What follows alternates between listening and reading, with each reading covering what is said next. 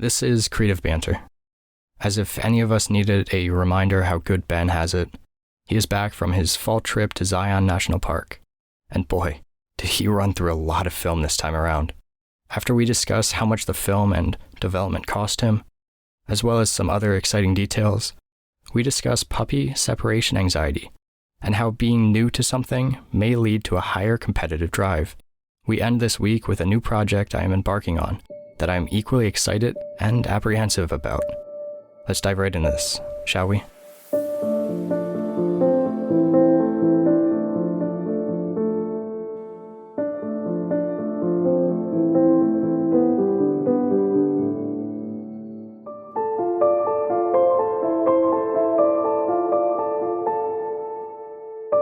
Always waits until we hit the record button before he starts barking. Well, why would it be any other way?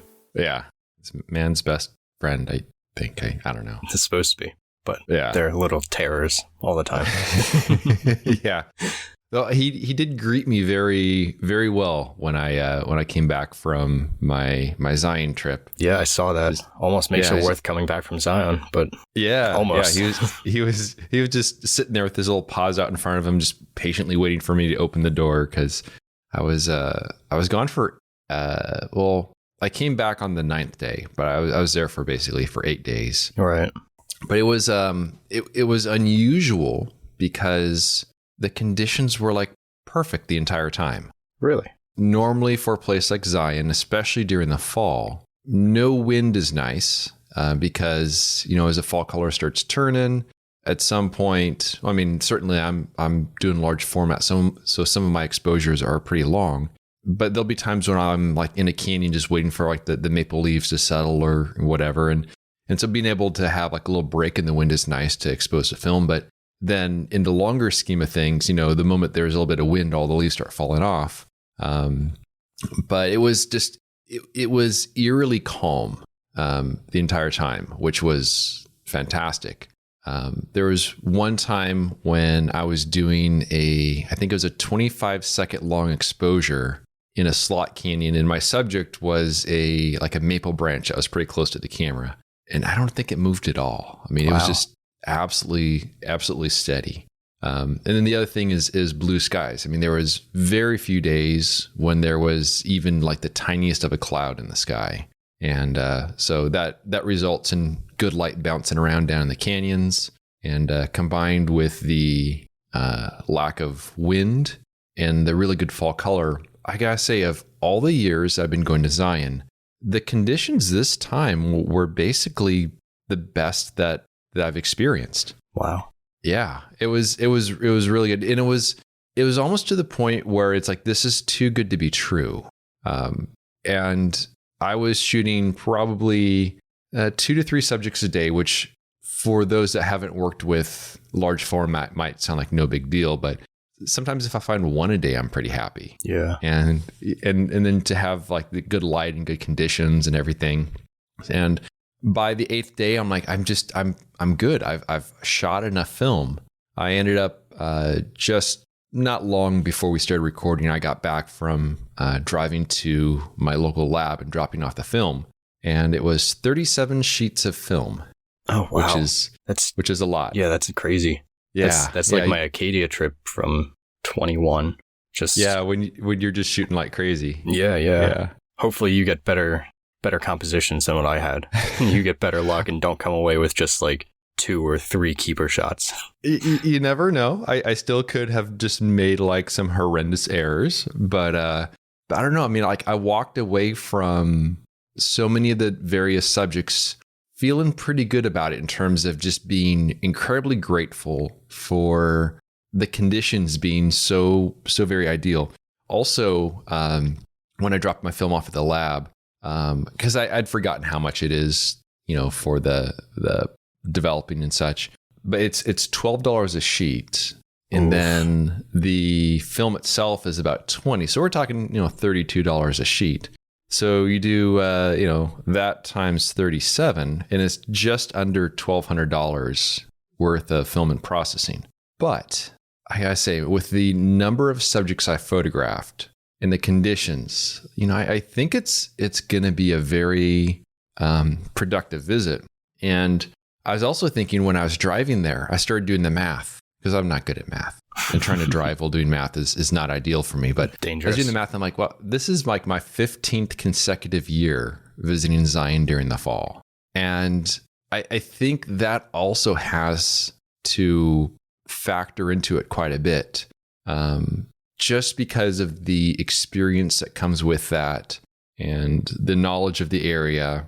And also worth mentioning is I had no trace whatsoever of the first day funk, which usually if I go on like the normal trips to Zion, I'll get that. And certainly the backpacking trips, I'll get that. And I was trying to figure out, I'm like, what is it that's different about this trip?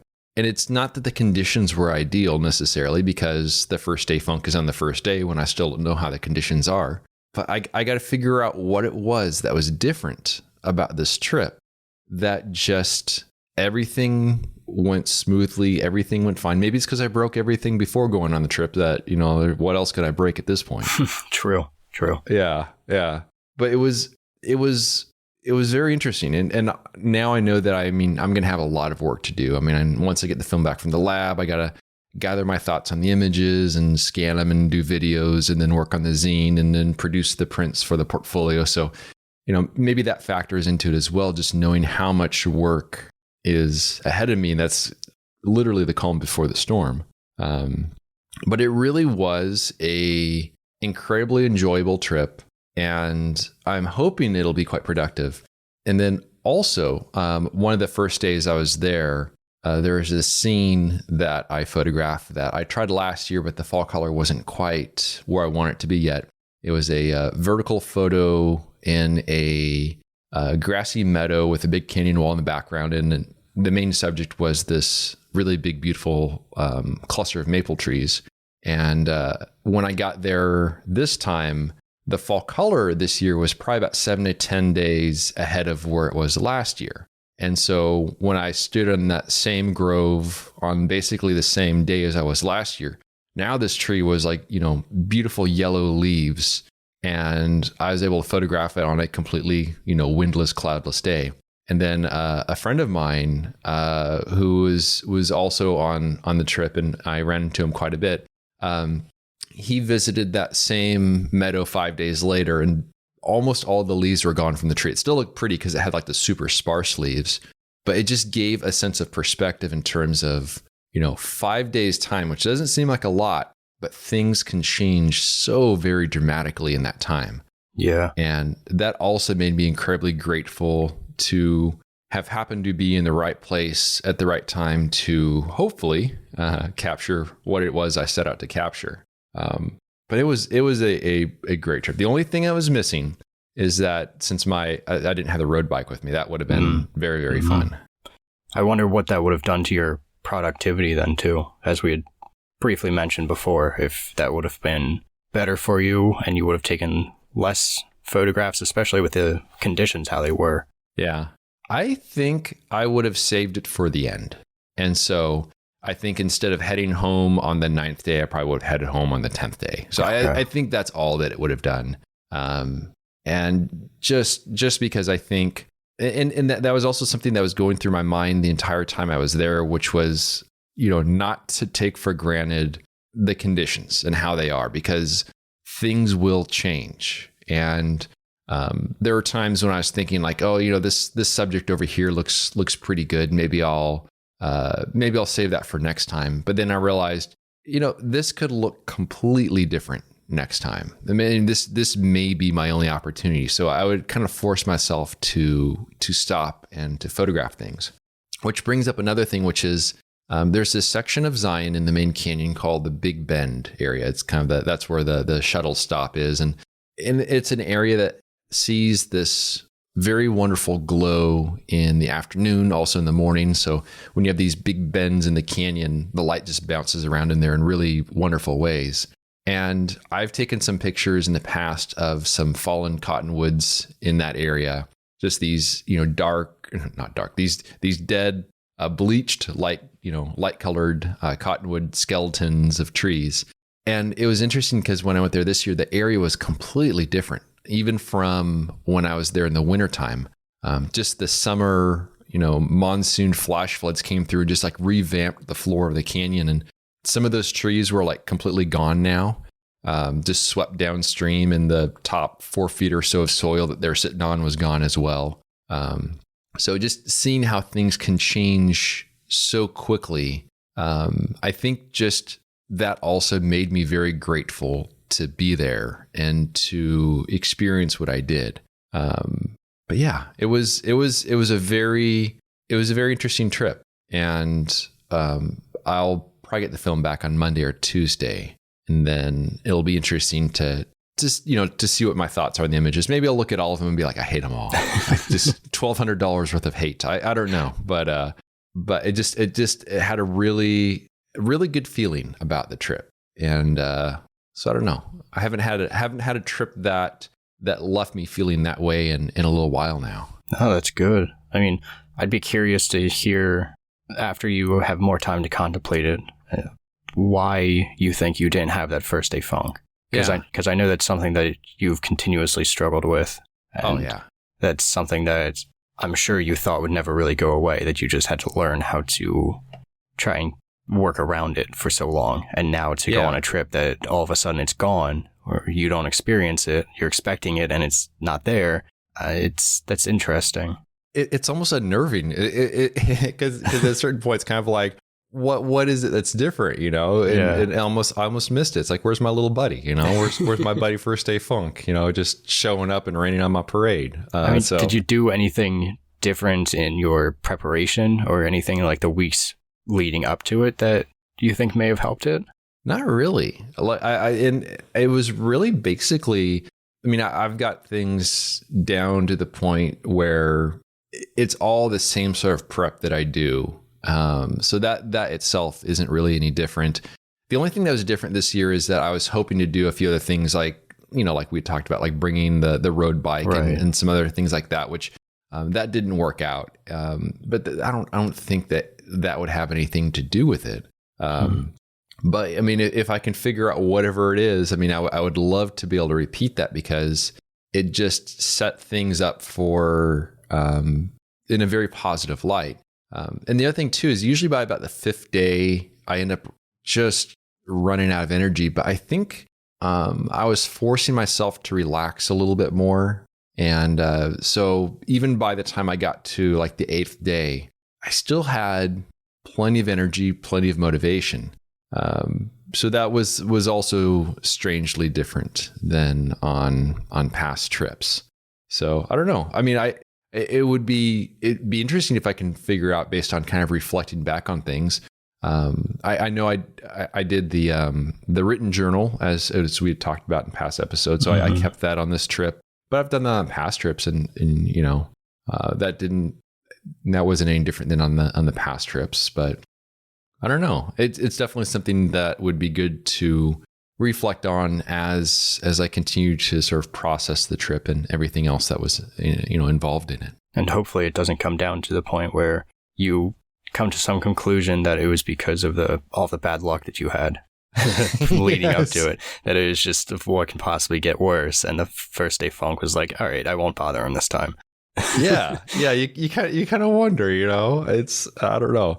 It was a strange thing. But I don't know. It feels like a bit of a dream that I was there. And I was trying as much as possible to just kind of like live in the moment and to be observant. I was sniffing lots of trees.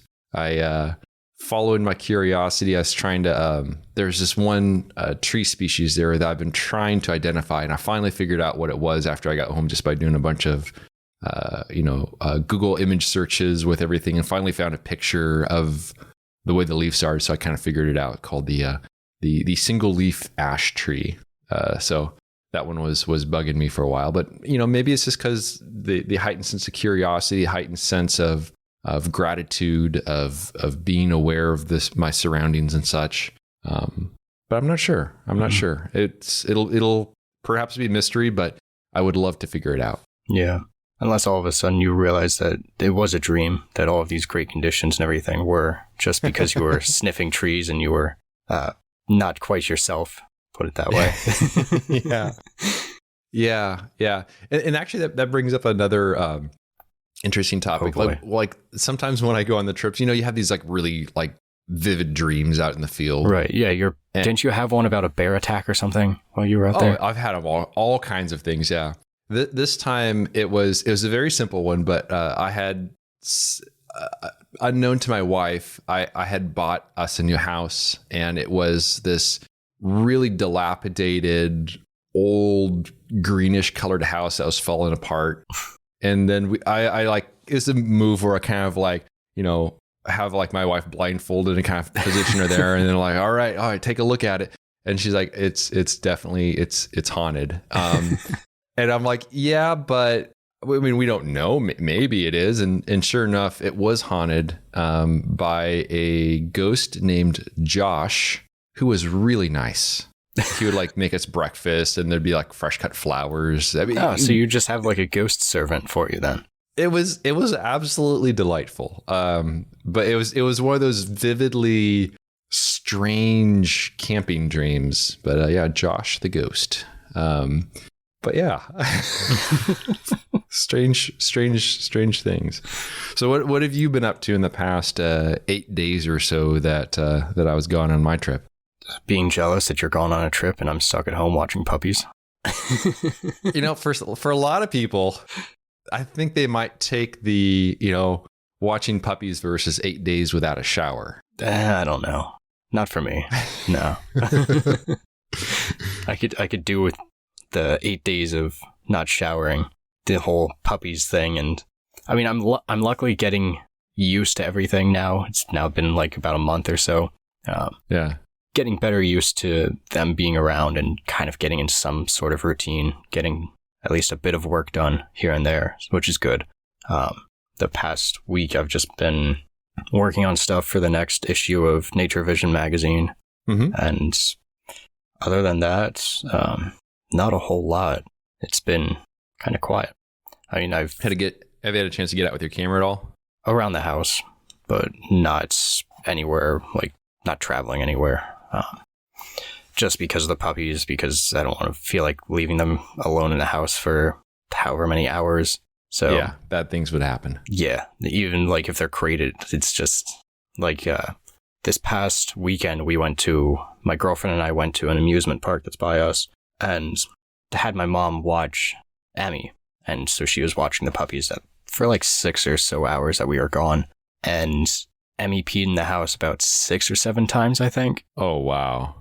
Which is like, it was to the point where my mom was like, yeah, I think your dog has a UTI. And she like ordered the testing strips. But then I was talking to my girlfriend about it, and Emmy had never, like, she's real good in the house. Like, one accident every so often is like at most, but 6 in a day is really weird. Yeah. And especially because she has like none of the typical like puppy UTI symptoms. And so we were thinking about it. I'm like, it's an anxiety issue.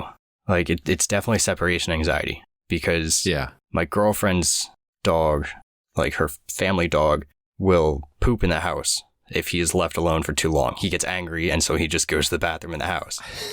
So we're like, okay, so it's probably going to be that. And then when I was told from my mom that when we were gone, Emmy eventually started like coming over to the steps leading up to where my girlfriend and I normally are, and just she would like lean on the gate that we have and start whining, and just incessantly whining and trying to get upstairs to where we were supposed to be, because she didn't know where we were, didn't know where I was. And yeah, so it's a separation anxiety away from me is what it comes down to. So I'm like, great, so we gotta fix that. Yeah. But I mean, that was the most eventful thing for the past 8 days, was just realizing that my puppy cannot be separated from me for more than like a couple hours. Yeah. So yeah, with Oliver, he always has a bit of that, but it's gotten way better, certainly with time. But I think the way that things are structured in terms of, my wife goes to work, but she comes back, or she might go out of town for a little conference, or I might go on a trip or whatever, but I come back. After a while, he certainly has just seen like the natural rhythm of things, which is good. Right. I think it also doesn't help for me that I'm home all the time. Yeah. And whereas like with my girlfriend, she goes off to work, and with my parents, with Lucy, like they go off to work. So it's Emmy is with me all day long, except for the few hours that I go to the gym 3 times a week. But otherwise so we got to start trying to nip that in the bud before it gets really bad. Yeah. And I think also the fact that we have the cats as well, like, Oliver will just see like, oh, the cats are fine. They're not really, they're not freaking out or whatever. So they're not panicking. I'm not panicking. We're all good. So I think that also factors into it, at least for us. Right. But yeah, I mean, it's a strong bond that dogs have, because it's like their whole world, Mm-hmm. So I can definitely see why, how they would get, have that sense of separation anxiety. But, that's something that will hopefully certainly get better with time. Yeah. So, I mean, I've read that Cavapoos will sometimes grow out of it by like a year, 6 months to a year or so, as they start to get more comfortable with themselves and have like more of free roam around the house kind of deal. But I don't know. We're going to try having it where my girlfriend is the only one in the house, or where I leave the house for like 30 minutes at a time or so, 30 minutes to an hour, and just see if she reacts that poorly to that, and start getting her used to me not being in the house all the time and seeing what that does. But it still makes it tough because I work from home. So yeah. Are you familiar at all with the app Strava? a little bit, yeah. So for people that are listening that may not have heard of it, it's one to kind of keep track of, whether it's cycling or running or biking or whatever, keeps track of stats. And it was interesting because, I've been using that for the cycling I've been doing. And I think I finally got a little bit of a taste of the feeling that some people have when it comes to photography and social media. And so as a little bit of a background, so like on my bike, I have a Garmin cycling computer on there. So that, keeps track of all the stats. And then when I, come back from a ride, it automatically syncs up to my phone, and then it will then hand that information off to the Strava app. And then you can compare like all the rides you've been on in terms of like, certain segments of the ride. It could be like a longer stretch or a shorter stretch, but like, how fast you were, heart rate, kind of all those things. And it's really good to keep track of those stats so you can kind of track your progress and how you're improving and everything else along those lines. And that's all good, but there's also this competitive nature of it, where you will also see how other people have ridden that same path, how they have done. Yeah. And how fast they were and everything else, which that kind of opens it up into a little bit more like, posting a photo on Instagram where, you can kind of compare your stats to perhaps, someone else's stuff, which kind of leads down another path. And there's also, sometimes the person who has like the best time on a particular segment, maybe they're on an e-bike, so it's kind of like, people like stretching mountains in like a landscape photo, then getting all kinds of attention and cheating. So it kind of reveals that side of social media and such. But I've enjoyed it because it is interesting because I can see where I stand compared to kind of the general public when it comes to like cycling and stuff like that. And it's interesting. I can see where my strengths are. I can see where I'm not as strong. And from that standpoint, I like it. But there was one time, I don't know, probably about a few weeks back, where I was riding and you come back and then as soon as you get back, and then it automatically syncs up. You look at the stats. It's just kind of fun to go through everything, and you get that little dopamine hit and stuff.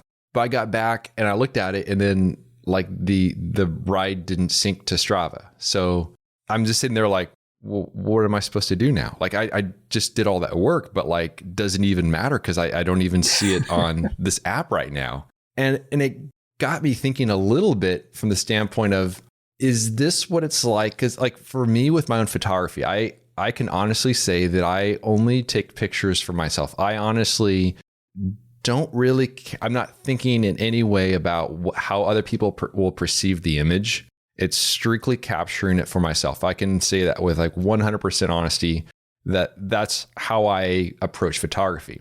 But when it comes to this sort of thing, like if my ride doesn't post on Strava, at a certain point you start thinking like, well, does it even count? Like, why did I do all that work if it's not even going to show up in the stats? Because on one particular hill climb, I had like pushed myself really, really hard.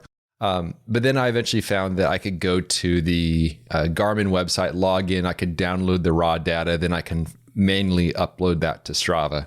And then all of a sudden I had that sense of relief that comes with it. I'm like, oh man, I didn't do it for nothing. But meanwhile, I bet that there's, a lot of people out there, they're cycling for the sake of cycling. They're running for the sake of running and not even caring at all about the stats and the competitive side of things at all. And I think, that's how I am when it comes to the photography, where I'm just doing it for the sake of doing it. But I did get a little taste with when it didn't automatically sync of how some people I think might feel in terms of, posting a photo and maybe it's not getting the response that it was supposed to, or maybe, something kind of along those lines. And it was definitely a little bit of an awakening because I hear people talk about that, but it never has been my experience for photography. Yeah, I can't say, like, when it comes to working out especially, or any of that kind of stuff, I guess, I don't get very competitive with it. Like, I don't know that I understand the reasons behind it, like why you would want to get competitive with it. Yeah. Like, I just don't have that drive. Like, my girlfriend and I will be playing like a Mario Party or some kind of video game at night, and she'll get super competitive and always want to win. And I'll like feign it, I'll mess around and like fake with it. But at the end of the day, I'm like, I don't really care. I just had fun doing it. And that's always been the same thing with photography. Like, I'll still get into little stints where that's competitiveness may come out a little bit, where like, oh, well, why didn't I get enough, or why didn't I get as many likes or comments or whatever for stuff? But at the end of the day, like you, I do it for myself. So same thing with working out. Like, I don't know, when I was doing a little bit of running here and there, I thought about downloading Strava, and I mean, not like anybody would ever be doing the same routes as me, but still to be tracking and everything. I'm like, you know what? I don't really care. Like, whatever. Yeah. But yeah. And I was thinking about, cause like with photography, I'm not competitive. I mean, I think it's just because the intentions are just doing it for the sake of doing it. But with the cycling, I think I am, but I think it's also because I'm newer to that. Where it's trying to kind of get a feeling for, how I compare and this and that. I think that's something that naturally comes with being relatively new to something. Yeah, that's a good point. I'll also admit that when I was in Zion, and you may have seen this in the Instagram stories if you're watching those. So I had my old bike, is an old mountain bike from 1993. Yeah. And I got a little trailer behind it to put my pack on it. And the way it works in Zion is, you can cycle on the roads, but the shuttle buses, they won't pass you. So if one comes up behind you, you stop, you pull over, they'll go around you, they keep going. So I usually will time it where at the very end of the line, and it's probably about 8 miles or so, I think, back to the campground. But at the very end of the line, I'll just kind of sit there on the side of the road and wait for a shuttle bus to go by. And I'm like, if I can get behind the shuttle bus, then I don't have to worry about one coming up behind me. And so I'm behind it, but I'm like, it's not going that fast. I think I can match its speed. So I'm just like kind of like drafting these shuttle buses on this old mountain bike, pulling a trailer with an 8x10 kit in it. It's just oddly competitive when it comes to physical stuff. Not for photography, but with that stuff, yes. But I don't know. I think it's very possible to have a competitive streak for some things and not for other things. And perhaps it's something that simply comes with time, but also maybe it's just like that lizard brain instinct of like, why dogs will chase cars or whatever, probably have some of those genetics built into me. I don't know. But definitely worth the it was something interesting to explore in terms of the realization of how that can be for some things, but not for other things. It's a good point that you made there about when you're new to something, you kind of you're comparing yourself a lot more to what others are doing. And as we get more accustomed to things, as we get better with technical strategies or whatever the case is, we start to kind of lose that competitive nature because we start to become more sure of ourselves. And I think that's really what it comes down to, is that like certainty that, yeah, I know what I'm doing, where I don't need to be so competitive against others, at least when it comes to like photography and the like. Yeah. I think it's that need for external validation, in one way or another. So how is it like with your writing? Is there any sort of competitive sense when it comes to the writing, or is that more like your photography? I keep almost everything like my photography.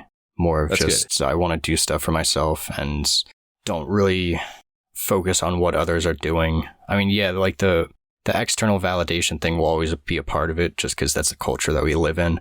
That whole, I want to get as many views, as much attention on whatever I'm creating as I possibly can. I think that'll always be a part of it. But especially when I'm writing or when I'm photographing, everything is just for myself. It's just a matter of, if I'm writing an article about mental health or whatever, I'm writing it for a younger version of myself. What would have I needed to hear to be better than what I am now, or to get to where I am now a little bit quicker, kind of thing. So it seems like the more personal something is, the less competitive it will be.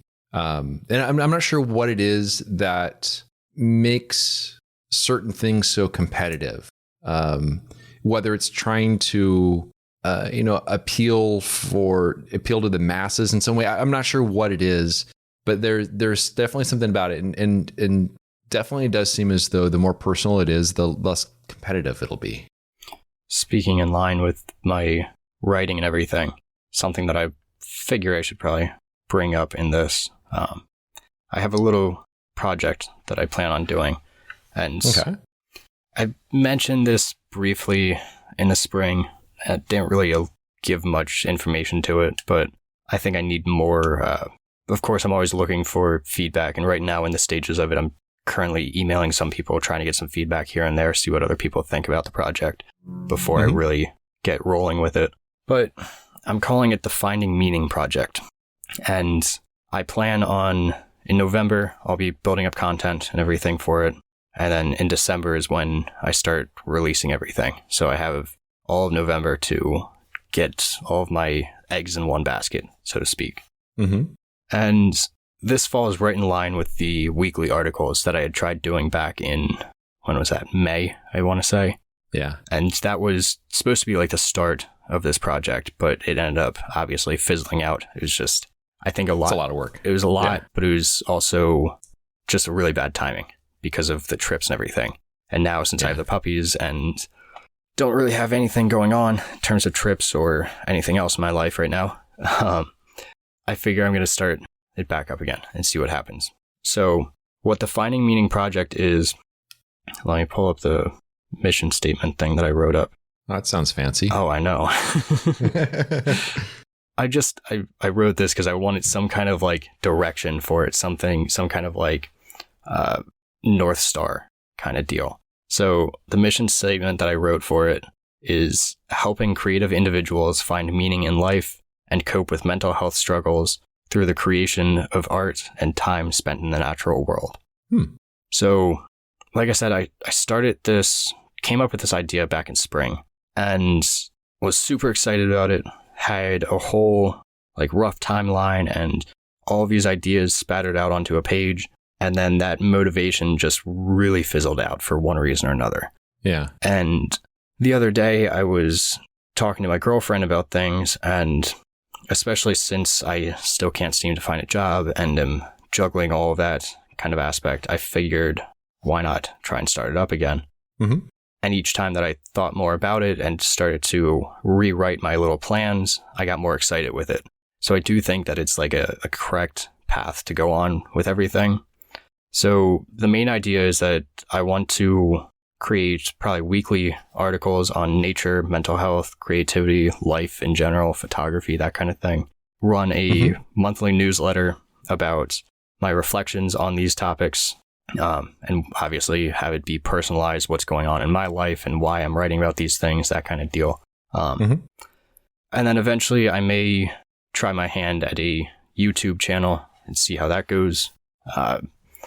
Kind of any monthly talking to camera style, not too dissimilar to what Sean Tucker does for his philosophy videos, that kind of deal. Yeah, those are really good. It's a very personal format. Exactly. For that. Yeah. And then, just try and put together longer form articles at that point and continuously writing towards those to eventually write or to put out a collection of essays in like a book format, and then do speaking engagements or whatever ends up following along after that. I have all of this kind of like blocked out in a little bit of a timeline, just a rough thing. But it's one of those things of like, I'm getting feedback from other people, seeing what other people think about it and say. And the more, it was funny because I emailed Guy Tall about it. And I was like, I figured if there's anyone to ask when it comes to like the mental health and writing spectrum of photography, it's him.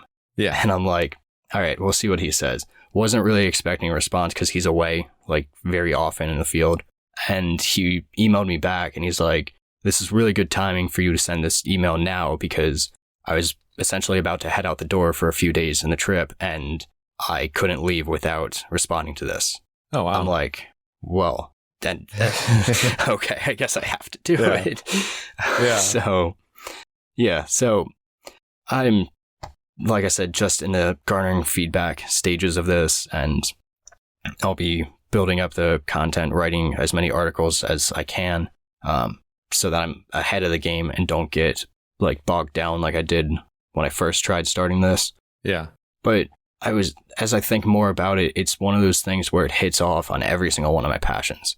I mean, this project hits on my love for teaching and helping others. It hits on my love for nature and creativity and mental health and being a advocate for those things. And so, yeah, that's kind of what I'll be working on for the next few months, few years, hopefully, as long as everything keeps trucking along with momentum. But that's really cool because it does, tie together so many different things.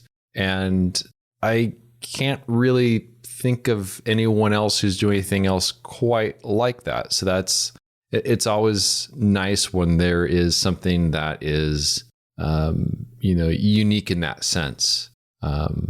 So I think that'll be great. I'm looking forward to how that all comes together. Was that, I think it was on, I can't recall if it may have been on Threads.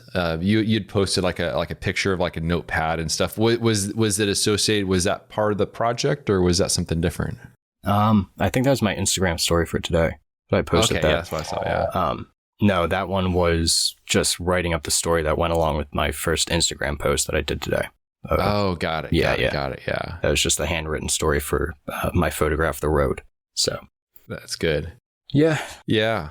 Now, when you do that project, are you going to have, is there going to be any like handwritten aspects to it or more typed? Like I'd be curious to know more about the format you're looking to go with. It's pretty much going to be all typed stuff. Just all essays, articles, whatever you want to call them, on my website typed up. I'm sure or at least I know almost for a fact that every article is going to start as handwritten just because I feel more comfortable getting my thoughts out that way, as we've discussed before. But in terms of putting it out in the world, it's going to be all typed up. I may eventually do like a little ebook or something. I have some ebook ideas, some presentation ideas that I plan on implementing into this as well to help get me started with everything. But yeah, because I could see like if for like an ebook format, it would be actually kind of interesting to have like the handwritten aspects of it. Yeah, at least for some components of it, just because I think it does make it beyond the actual text and how personal that is, but somehow like seeing the handwriting kind of brings it home a little bit more. So I can see how for some aspects of like the ebook presentation, maybe it might be nice to have some of it be written for something. I don't know what, but yeah. I mean, I could even see doing that because I plan on writing these long form essays that will eventually culminate into a physical book. And those will be done in a single journal or in 2 journals, however long it takes them. I could see almost putting a couple of the pages of that handwritten in whether it be the ebook that comes out alongside of it, or in the physical book like itself in the very back, where you can kind of see some of the handwritten stuff too. But yeah. Well, that's certainly exciting, and that's something that'll keep you busy for the coming months, along with the puppies. Yeah, it's a matter of definitely need to find some a very strict routine for everything. So yeah. Well, that's definitely exciting times. I'll be getting my film back on, I think, Monday or Tuesday, and we're recording this on a Thursday. So I've have a few more days to kind of get things put back and rearranged and such. But I'm going to have crunch time ahead of me, as well as I have to, put the scan all the images, get to know them, figure out what's going to be in the zine, write the type for that, produce the prints for the portfolios. I don't know why I make so much work for myself. I think I'm going to instantly regret it once I have everything going, but especially to narrow down 37 photographs to how many do you need for your portfolio? For the portfolio, I need 3 more. Okay. Which that in itself shouldn't be hard to do. I think for the zine, it'll be a little bit tricky to figure out which ones to include in there. Because first instinct isn't necessarily the best. Sometimes there's those images that kind of lurk in the background that I'm like, I don't really like it. And then it turns out like, oh, I really like it. Right. So there's always that. But yeah, I don't know. I also had another idea, which is as we get closer towards Christmas and such, and depending on how things sell for the portfolios and then for the zines and such, I was thinking like it would be kind of cool if I put together like a gift pack where it's a portfolio and a zine, but it comes inside like one of my empty Provia 100 boxes, just as like packaging to put it in to like tie it all together. Yeah. So I've been having all these like creative ideas as I kind of think about this mountain of work that's ahead of me. But yeah, I don't know. Fun times ahead. That's for sure.